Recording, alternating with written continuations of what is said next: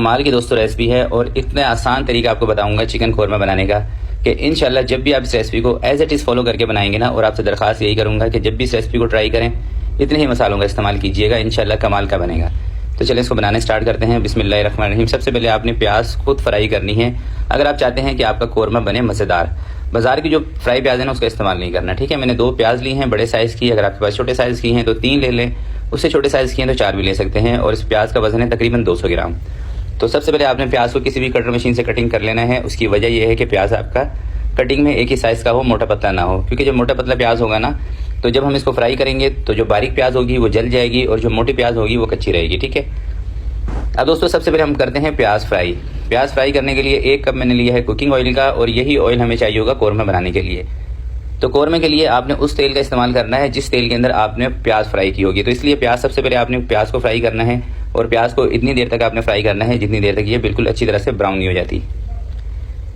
जब प्याज इस कलर में आ जाए चूल्हा बंद कर दें और आपने इसको निचोड़ के निकाल लेना है। निचोड़ेंगे ना तो उससे क्या होगा कि प्याज क्रिस्पी होगी, और जब प्याज क्रिस्पी होगी तो जब आप इसको बारीक करेंगे तो दानेदार प्याज बनेगी, ठीक है। इस तरह से निचोड़ लेंगे, ऑयल इसका निकल जाएगा एक्स्ट्रा, तो प्याज बेहतरीन बन जाएगी।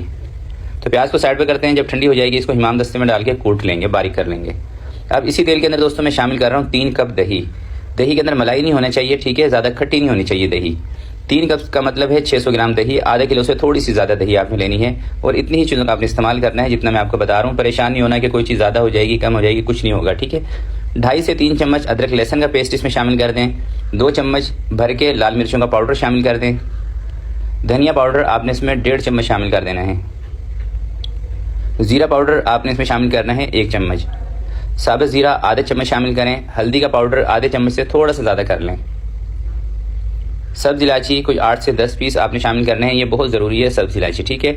और लौंग भी तकरीबन 8 से 10 पीस। सब्ज़ इलायची के बगैर दोस्तों कोरमे के अंदर जो खुशबू होती है ना, खासकर जो कराची स्टाइल का कोरमा है वो नहीं आएगी। अच्छी तरह से तमाम मसालों को दही के साथ आपने मिक्स कर लेना है, थोड़ा सा फेंट लेना है, और अभी आपने चूल्हा नहीं जलाना, सही है।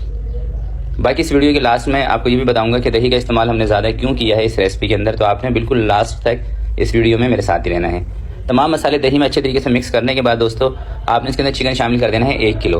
अच्छा, ये 1 किलो चिकन की रेसिपी है, इसी हिसाब से अगर आपको 10 किलो भी बनाना हो ना कोरमा, आपने इन्हीं चीज़ों को डबल कर लेना है, ठीक है। 2 किलो का बनाना है तो डबल कर लें, 3 किलो का बनाना है तो ट्रिपल कर लें, जितनी चीज़ें मैंने ली हैं उसी हिसाब से। यानी कि 1 किलो का बताने का मकसद ये है कि अक्सर आप घर में बनाते हैं 2 किलो का, 3 किलो का, या कभी 5 किलो का भी बनाना पड़ता है, तो आप परेशान हो जाते हैं। परेशान ना हो, ये वीडियो निकालें, इसी के हिसाब से जितनी चीज़ें मैंने ली हैं उनको बढ़ा के आप बना लें, इंशाल्लाह परफेक्ट कोरमा आपका बनेगा। तेज़ आंच पे दोस्तों आपने इसके अंदर 2-4 उबाल करा लेने हैं, या थोड़ा सा आपने इसको फ्राई कर लेना है इस तरह से, बस 2 से 3 मिनट के लिए बस। और साथ इसके अंदर आपने शामिल कर देना है केवड़े का एसेंस। केवड़े का एसेंस जब भी इस्तेमाल करें ध्यान से किया करें, ज़्यादा ना डाल दीजिएगा केवड़े का एसेंस। सिर्फ 4 से 5 ड्रॉप आपने शामिल करने हैं केवड़ा एसेंस के, इससे ज़्यादा नहीं। जायफल जवातरी का पाउडर ये भी ज़रूरी है कोरमे के अंदर, तो ये आपने ½ टीस्पून शामिल करना है, इससे खुशबू ना बहुत बेहतरीन आएगी। 2 से 3 मिनट पकाने के बाद अब दोस्तों हमने क्या करना है कि इसके ऊपर लगा देना है कवर लगा के चूल्हा कम कर देना है। थोड़ी सी मीडियम आंच पे या उससे भी थोड़ी सी कम आंच पर 12 मिनट तक घड़ी का टाइम देख के हमने इसको पकाना है। 12 से 13 मिनट जब आप इसको पकाएंगे हल्की आंच पे, तो दही का जो पानी होगा दोस्तों वो खुश्क हो चुका होगा, और चिकन इतनी देर में गल जाता है। बाकी की जो कसर है वो भी इसमें से इंशाल्लाह ख़त्म हो जाएगी। अब आपने क्या करना है कि इसके अंदर प्याज शामिल कर देनी है। जो प्याज हमने सबसे पहले फ्राई की थी ना, उसको मैंने हिमाम दस्ते में कूट लिया है, और ये देखें कुछ इस तरह की हो चुकी है हमारी प्याज। परेशान नहीं होना कि ब्लैक हो गई है, कोरमा ब्लैक हो जाएगा, ये वो कुछ नहीं होगा। आप देखिएगा कोरमे का कलर भी बेहतरीन आएगा।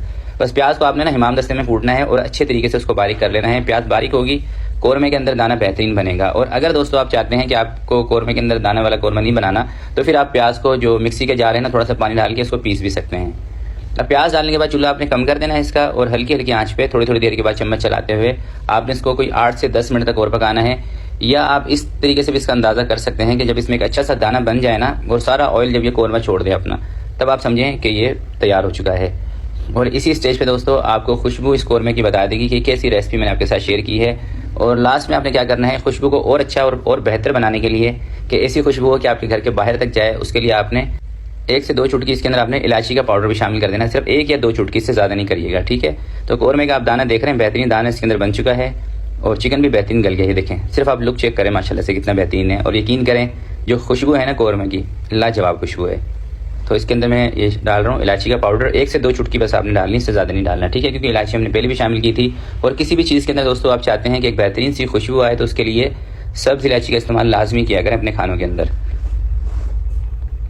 तो मेरे हिसाब से ग्रेवी बिल्कुल सेट है, दाना बेहतरीन सा इसका बन चुका है। चूल्हा दोस्तों मैंने इसका बंद कर दिया है। तो अब मैं आपको दिखाता हूँ थोड़ा सा करीब करके इसका फाइनल लुक। इसको करते हैं डिश आउट।